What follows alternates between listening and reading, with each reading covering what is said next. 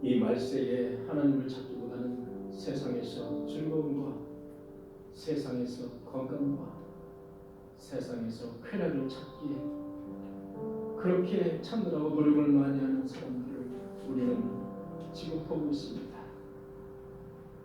사랑의 주님, 여호와의 그날에 우리가 지혜로운 다섯처녀처럼 기름을 잘 준비해서 정말로 그날에 지혜로운 다섯처녀가 칭찬을 받았던 것처럼 우리가 신랑이 오실 때에 잘 지혜롭게 준비하는 그런 성도들이 되게 하여 주옵소서. 지금도 갈 길 몰라서 세상에서 방황하는 많은 형제자매들이 있습니다. 주님, 그들의 마음을 불러 모아주시고 그 마음속에 하나님을 잣대로 삼을 수 있는, 삶의 하나님을 표대로 삼을 수 있는, 기준으로 삼을 수 있는 그들이 되게 하시며 또한 우리들이 되게 하여 주옵소서. 이 시간 종말론에 대해서 말씀을 나누고자 합니다. 주님께서 나의 입술을 주장하여 주옵소서. 예수님의 이름으로 기도하옵나이다. 아멘.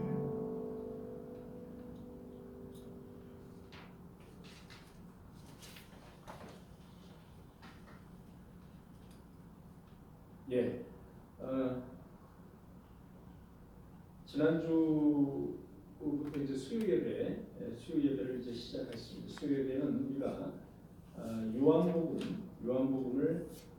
요한복음부터 성경 공부를 이제 하고 있습니다. 아주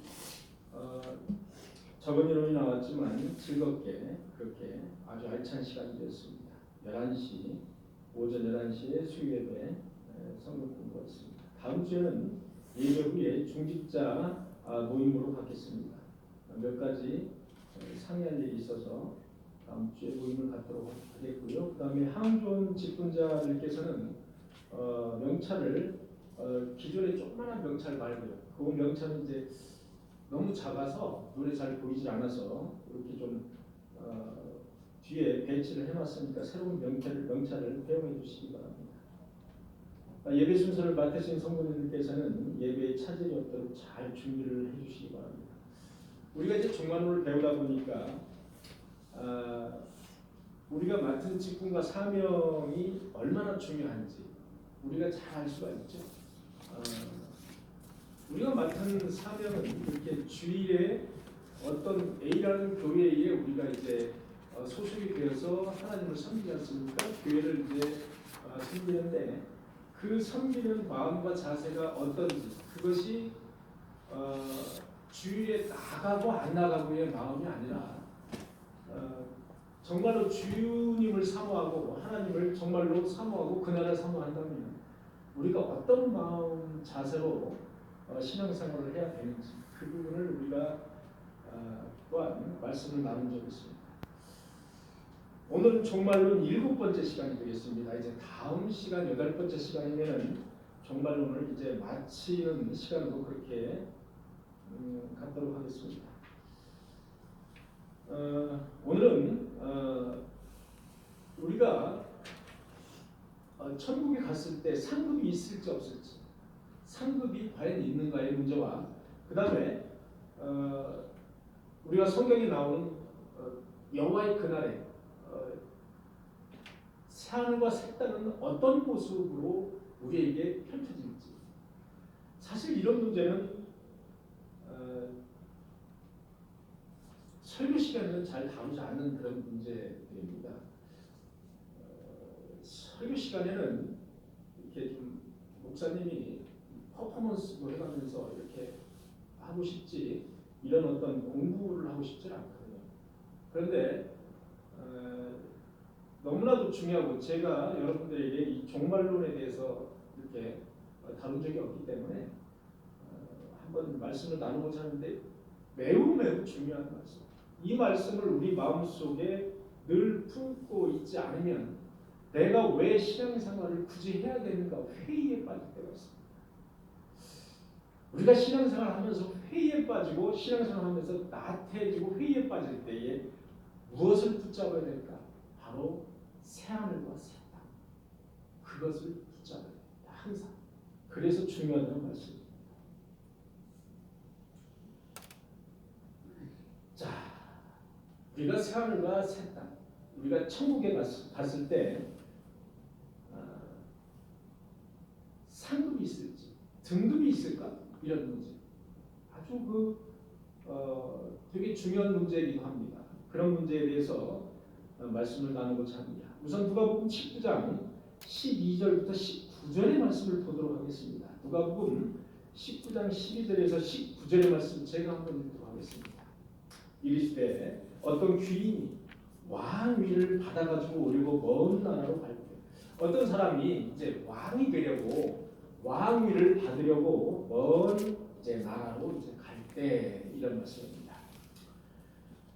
그 종 열을 불러, 그 종 데리고 있던 종 10명을 불러서 은화 열문화, 여기 이제 열문화라는 단어가 나오는데, 문화는 한 달을 일했을 때, 아니 3달을 일했을 때 받는 월급이라고 합니다. 그것을 이제 문화라는 말로 표현했습니다. 은화 열 문화를 열 종에게 주면서 이르되 내가 돌아올 때까지 장사를 하라. 내가 돌아올 때까지 이 돈을 가지고 장사를 하라. 장사를 하라입니다. 그러니까 10명의 종에게 열 문화를 나눠줬으니까 한 명당 한 문화를 나눠준 겁니다. 한 명당 한 문화. 요즘으로 말하면 한 1,000만 원 정도씩을 이제 나눠준 겁니다. 이거 가지고 장사를 해서 내가 올 때 이물을 남겨라. 이렇게 이제 명령을 한 겁니다. 14절 보니까 그런데 그 백성이 그를 위하여 그를 미워하여 사자를 뒤로 보내어 이르되, 자 그런데 그 백성이라는 것은 이제 그 10명의 종들이라고 이제 봐야 되겠습니다. 그런데 그 백성이 그 왕위를 받으러 간 그 귀인을 미워해서 사자를 뒤로 보내어 이르되 우리는 이 사람이 우리의 왕됨을 원하지 아니하나이다 하였더라. 15장 5절에는 귀인이 왕위를 받아가지고 돌아와 은하를 준 종들이 각각 어떻게 장사했는지를 알고자 하여 그들을 부르니, 자 16절을 보겠습니다. 그 첫째가 나와 이르되, 자 첫째가 나와서 이르되 주인이여 당신이 한 문화로 10문화를 내가 남겼나이다. 자 이 첫째는 첫째 종은 한 문화를 가지고 10문화를 이제 남겼다고 주인에게 고백을 합니다. 17절에 보니까 주인이 이르되 잘하였도다. 착한 종이요. 이 10문화를 남긴 종에게는 어떻게 말씀하시느냐? 착한 종이라고 말씀하십니다. 잘하였다 칭찬하면서 착한 종이야. 내가 지극히 작은 것에 충성하였으니. 여기서 우리 단어의 표현들을 잘 봐야 되겠습니다. 한 문화를 가지고 제일 많이 남긴 사람이 10문화를 남겼습니다. 10배를 남겼다는 겁니다. 그런데 하나님이 말씀하시기를, 이 왕이 말씀하시기를 착한 종아, 충성된 종아 이렇게 칭찬을 하시면서 내가 작은 것에 충성하였다는 겁니다. 이게 큰 것이 아니라는 겁니다. 한 문화를 가지고 10배를 남겼는데 우리가 말하면 엄청나지 않습니까? 그런데 왕이 볼 때는 네가 작은 것에 충성했다는 큰 것이 아니라는 것을 여기서 말씀하고 있는 겁니다. 작은 것에 충성하였으니 10고을 권세를 차지하라. 한 문화를 가지고 10문화를 남겼어요. 그런데 10고을을 차지하라는 거예요. 10개의 마을을 네가 차지해서 다스려라. 이런 상급을 주시는 겁니다. 자, 또 볼까요? 둘째 종이 와서 이르되 주인이여 당신이 준 한 문화로 5문화를 만들었나이다. 이 사람은 이제 10문화가 아니고 5문화를 만들었습니다. 19절에 보니까 주인이 그에게도 이르되 너도 5고을을 차지하라. 이 사람에게는 잘하였도다 착한 종아 이런 말은 없습니다. 너도 5고을을 차지하라. 마찬가지로 5문화를 남겼으니까 너도 그에 상응하게 5고을을 차지해서 다스리라는 거예요. 자 20절을 보니까 또 한 사람이 와서 이르되 주인이여 보소서. 당신의 한 문화가 여기 있나이다. 내가 수건으로 싸두었나이다. 이는 당신이 엄한 사람인 것을 내가 무서워하노라. 그 왕이 엄한 사람으로 여겼나 봅니다. 이 종은 왕이 너무 엄한 사람이다, 무서운 사람으로 여겼는 것 같아요. 당신은 두지 않은 것을 취하고 심지 않은 것을 거두나이다. 이 얘기는 당신은 맡기지 않은 것을 찾아가시고 심지 않은 것을 거두심으로 내가 주인을 이렇게 무서워합니다라는 뜻입니다. 22절 보니까 주인이 이르되 악한 종아, 이런 말씀을 하십니다. 이제 앞에서는 착한 종아 이렇게 말씀하시는데 뒤에서는 악한 종아, 내가 내 말로 너를 심판하노니. 내가 내 말로, 내가 아까 뭐라 그랬죠? 주인이 무섭다는 거예요. 주인이 너무 무서워서 내가 이 돌을 가지고 수건에다 쌓아서 그냥 뒀다는 거예요. 그러니까 여기서 말씀하는 것은 내가 내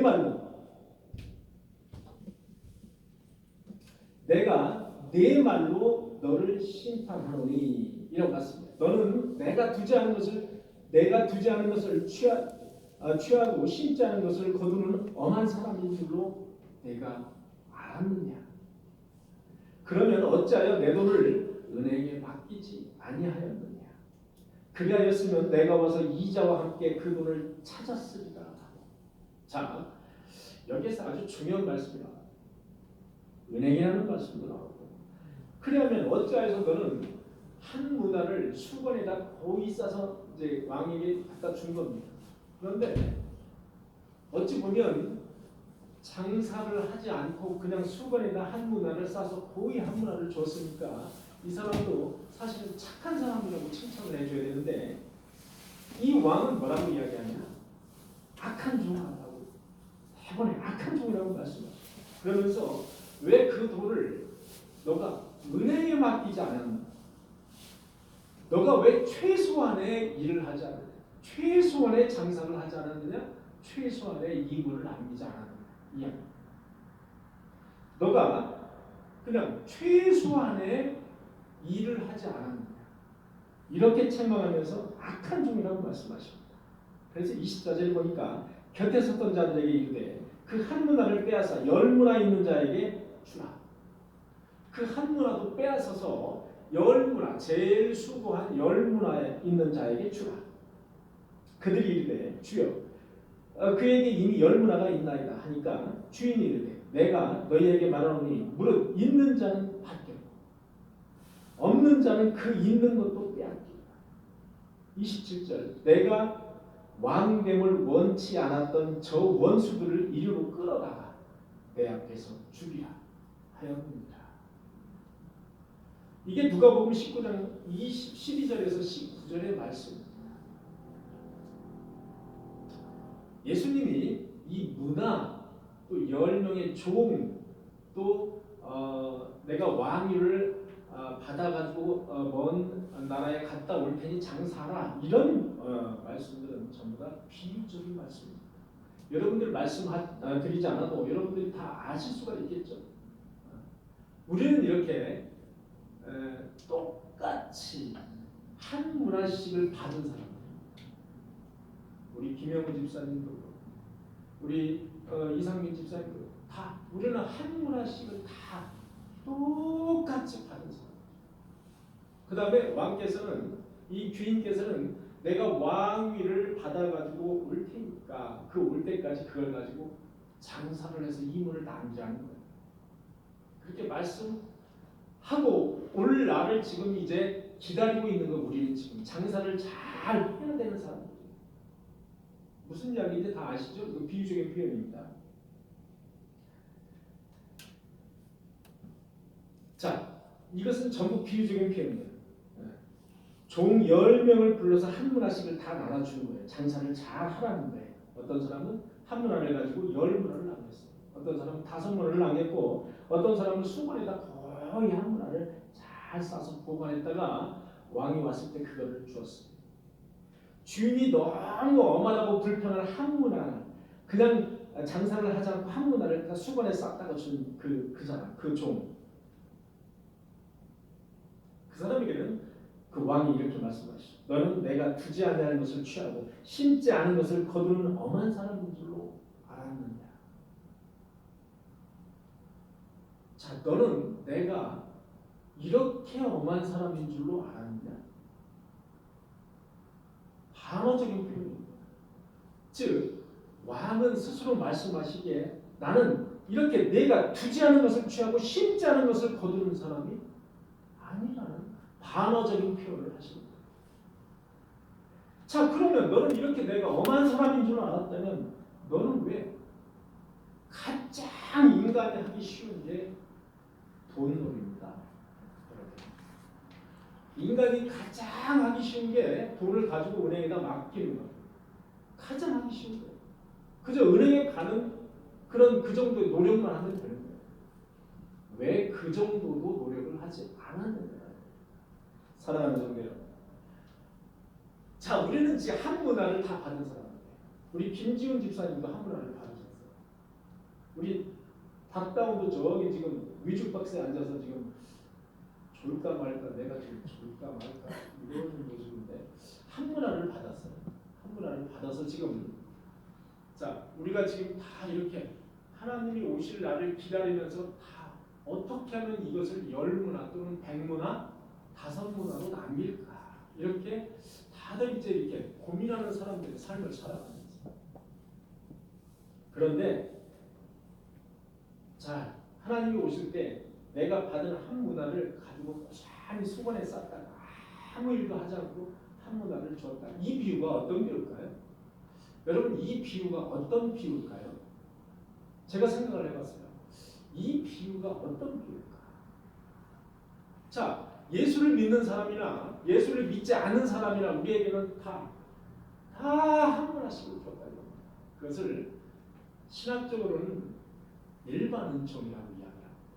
일반 은총. 우리에게는 하나님이 지으신 자연, 태양, 모든 것을 어느 누구에게나 모든 인간이면 다 누릴 수 있는 혜택을 줬습니다. 그것은 우리 성도들이나 성도가 아닌 사람이나 똑같이 주는 거예요. 거기에서 하나님의 역사와 하나님의 계심을 알으라는 겁니다. 여러분 지난주에 우리가 배웠죠. 믿지 않는 사람, 하나님을 몰랐던 사람, 하나님을 신약과 구약에서도 몰랐던 사람이 있고 또 우리는 하나님을 신약과 구약을 통해서 계시를 통해서 아는 사람이고 또 구약 이전에 나온 사람, 구약 이전에 살았던 그 사람들, 그런 사람들은 도대체 어떻게 하나님이 판단하실까 이런 문제에 대해서 배웠습니다. 이 천지 만물을 볼 때 조그마한 새싹을 씨앗을 심었을 때 그것이 큰 나무가 되고 거기에서 큰 열매가 되고 이런 것을 볼 때 자연적으로 하나님의 섭리하심과 하나님의 그 존재하심을 우리가 알 수 있다는 거예요. 분명히 성경은 그렇게 말하고 있습니다. 그것을 보면 알 수 있다는 거예요.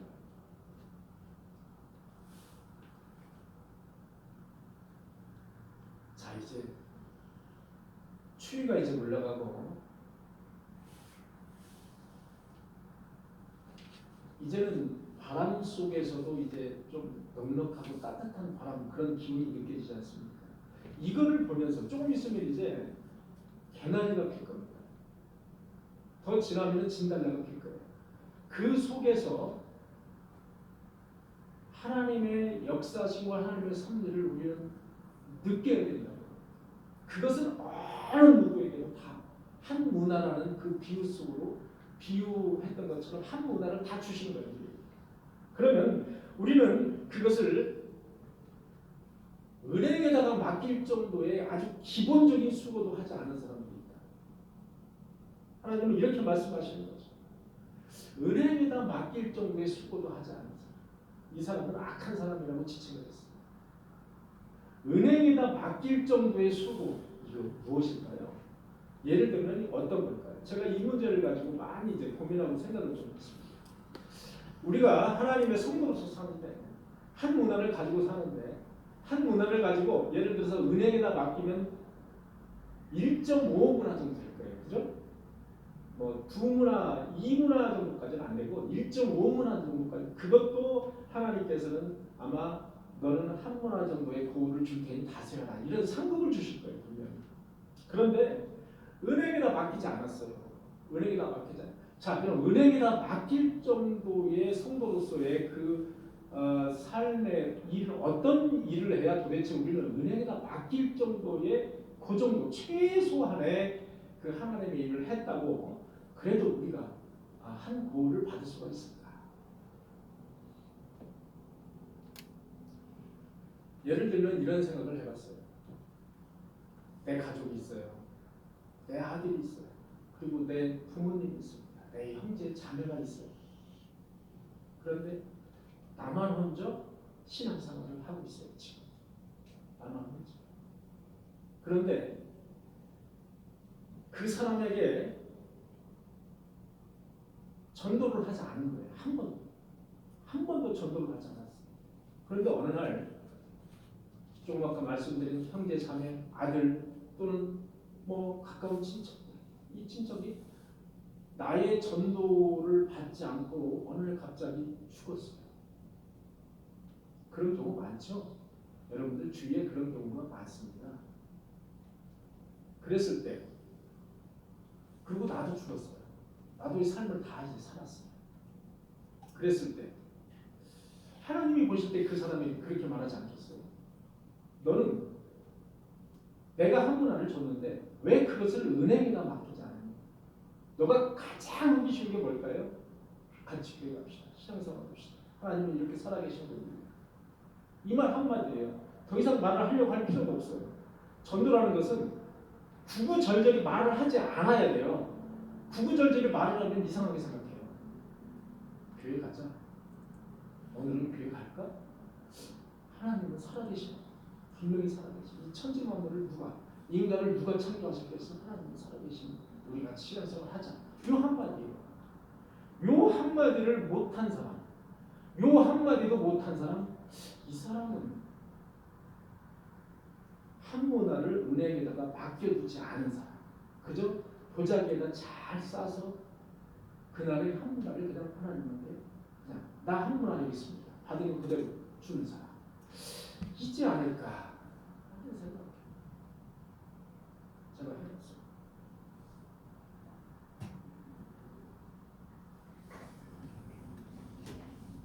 여러분 주위에 친척들, 형제, 자매들 많이 있지 않습니까? 이 사람들에게 어떤 제3자가 전도하기를 기다리고 계십니까? 어떤 제3자가 교회 갑시다, 하나님 믿읍시다라고 간곡하게 전도하기를 기다리고 계십니까? 천만의 말씀. 어느 누구도 그 사람에게 그렇게 간곡하게 말할 사람이 없다는 사실. 한 문화를 받은 바로 저와 여러분이 바로 여러분들 형제 자녀에게 부모에게 그렇게 말할 수 있는 간곡하게 말할 수 있는 사람들 다른 사람이 없어요.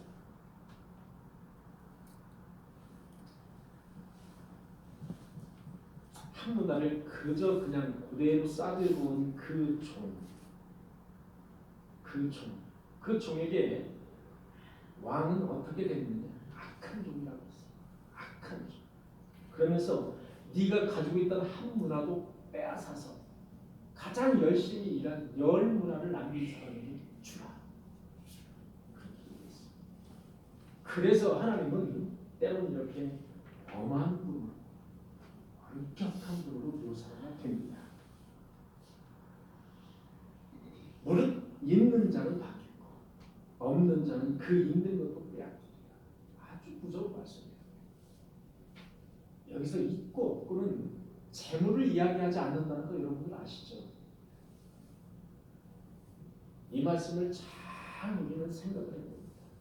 우리가 세상을 살아가면서 하나님이 우리에게 주신 은사와 우리 인생의 자원들이 있는데 그 자원을 가지고 성도로서의 삶을 살아가는 일은 정말로 중요한 일입니다. 거기에는 전도하는 일도 포함돼요. 거기에는 봉사하는 일도 포함이 되고요. 예배 드리는 일도 포함됩니다. 심지어 우리에게 헌금 드리는 일까지도 다 포함될 겁니다. 하나님이 맡긴 사명이자 하나님이 맡긴 그 달란트를 잘 감당해내는 그런 열매를 맺는 사람. 그 열매를 10배를 맺으면 5배를 맺는, 그 열매를 100배를 맺는, 사람에 따라서는 다 다르다는 거죠. 그 다름에 따라서 하나님이 10고를 맡길지 100고를 맡길지 1고를 맡길지 그거에 따른 등급을 매기신다는 거죠. 그것은 누가복음 19장에 나와 있는 그런 말씀을 보면 반드시 상급이 있고 등급이 있다. 그것을 분명하게 말씀해 주시는 겁니다. 여기서 의미심장하게 우리가 알 수 있는 것은 뭐냐? 종들이 원래 받아간 그 한문화를 잘 장사해서 남긴 그 문화, 10문화, 5문화, 한문화, 이 그 문화만큼 비례해서 고를 다스리도록 해주신다. 이 얘기는 뭡니까? 등급과 상급의 차이입니다. 이세용 권사님이 나중에 이 삶을 다해서 천국에 가셨을 때와, 그리고 우리 여기 최재호 성도님이 또 이 하나님이 주신 수완이 다 돼서 천국에 가셨을 때와, 또 여기 송한나 청년이 또 그렇게 했을 때와 하나님이 주시는 상급이 다를 수 있다는 거예요. 다를 수 있다.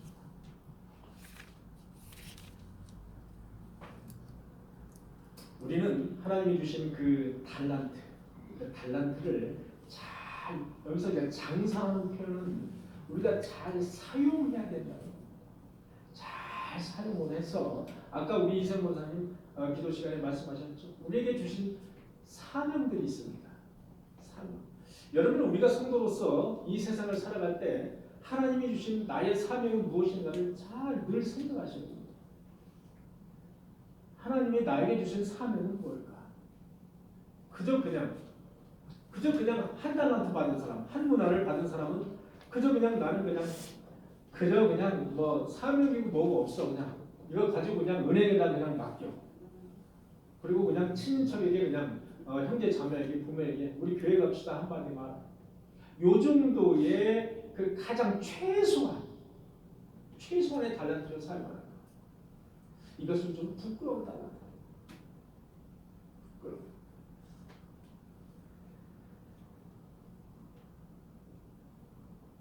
자,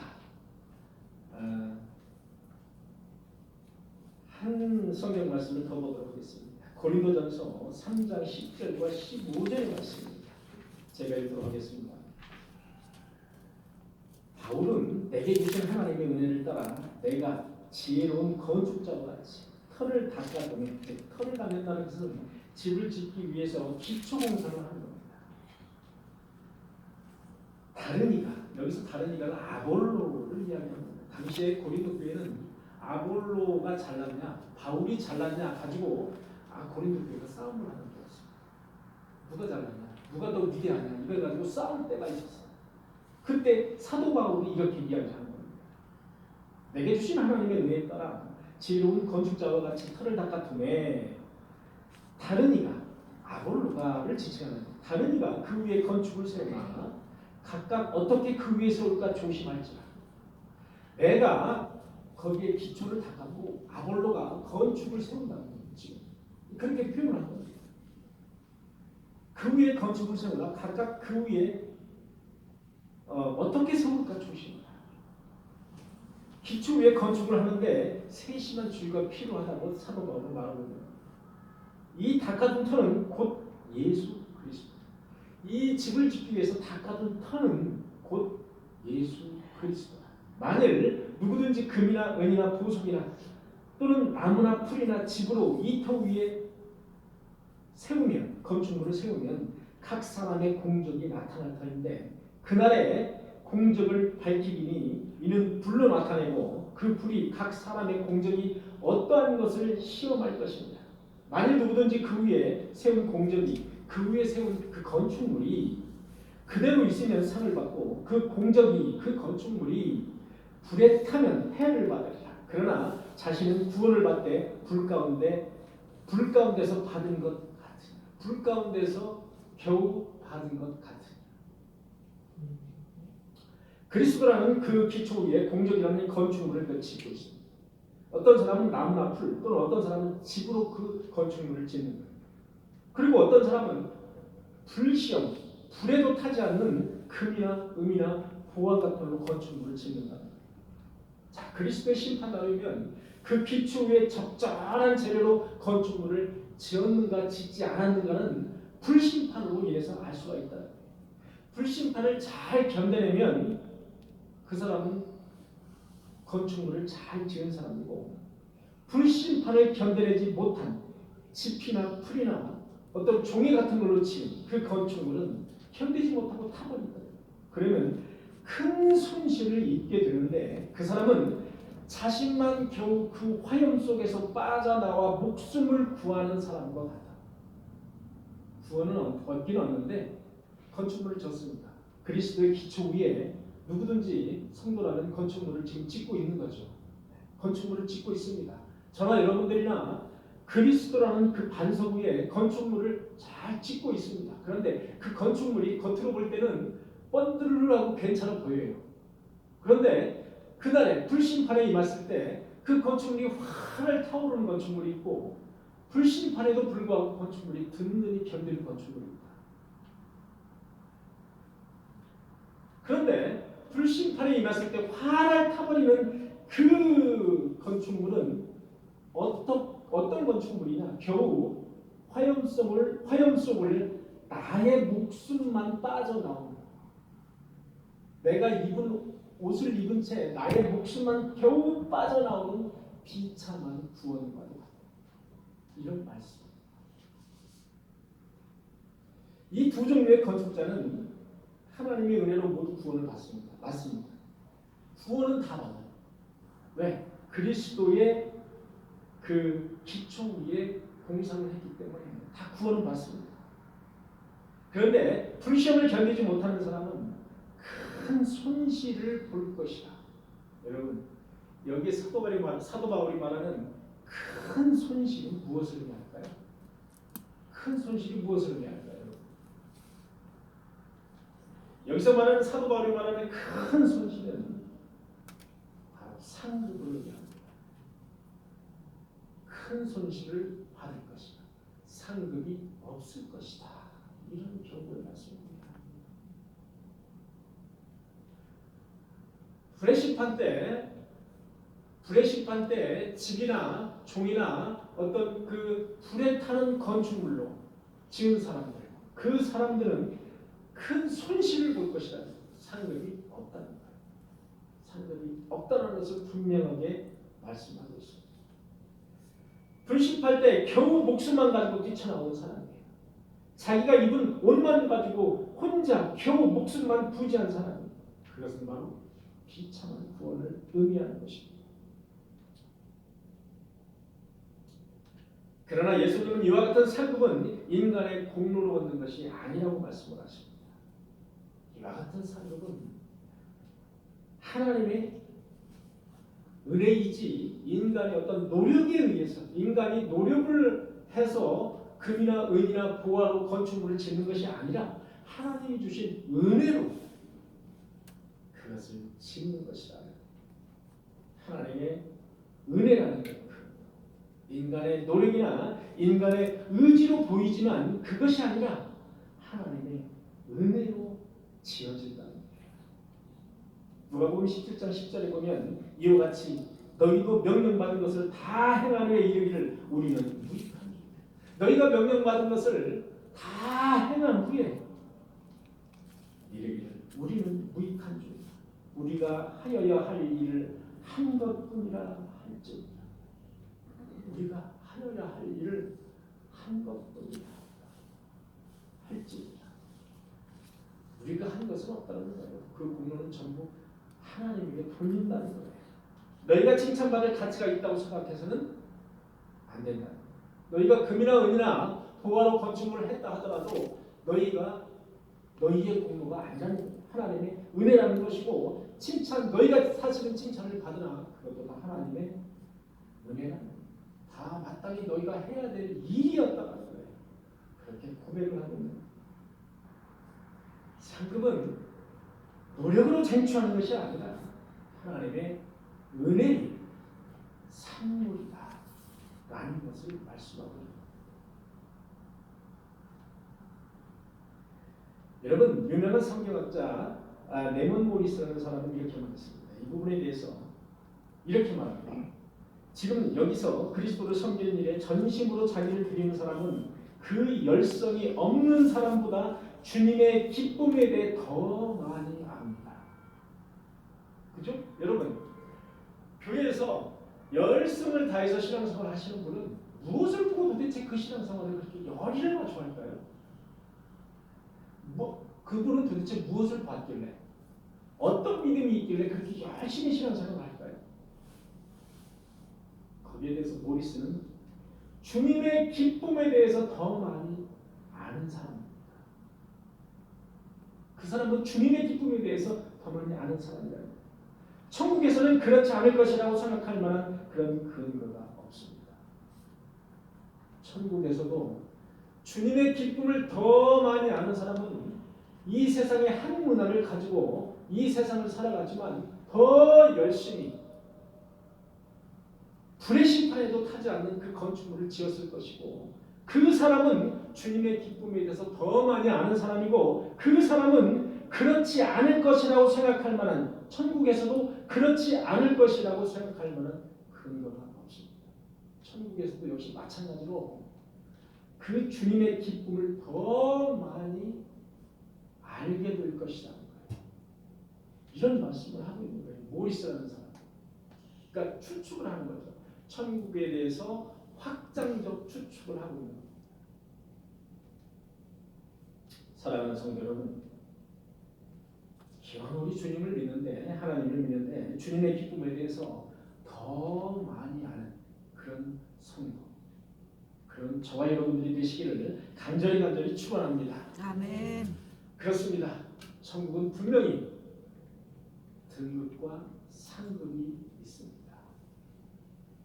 여러분, 신앙생활을 기왕 신앙생활을 할 바에야 이렇게 한 달란트를 받은 사람이 한 달란트를 수건에다 고이 싸서 하나님에게 드리는 이런 악한 사람이 되지 말고, 최소한 은행에다가 맡기는 거예요.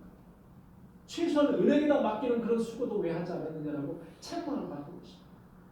더 나아가서 그것을 잘 우리가 사용해서 10달란트, 100달란트를 남겨서 그날에 큰 상급을 받으시는 저와 여러분들 되시기를 간절히 소망합니다. 아멘. 그렇습니다. 자, 이제는 새하늘과 새 땅은 어떨까?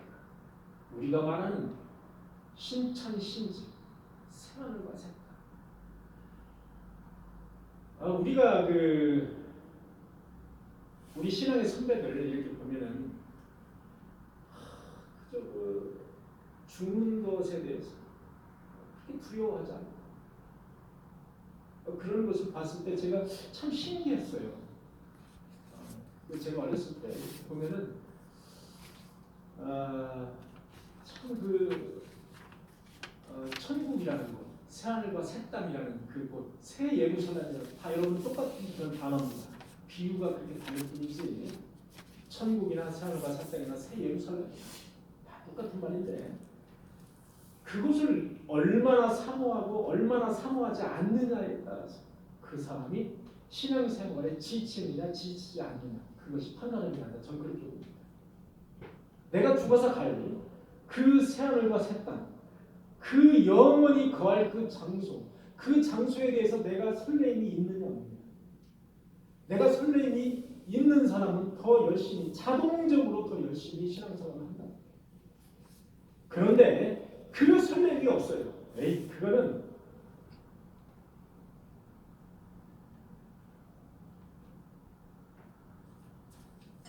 그저 상상에 불과한 거야. 그거는 그저 우리의 눈에 보이지도 않고 있을지 없을지가 전혀 알 수가 없는 불투명한 것이야. 그냥 예수 믿는 사람들이 말하는 그런 허울 좋은 그렇게 말하는 그런 단어들이야. 그곳이 있으면 한번 내놔봐. 나한테 보여줘봐, 내가 믿을게. 이렇게 말하는 사람도 많죠.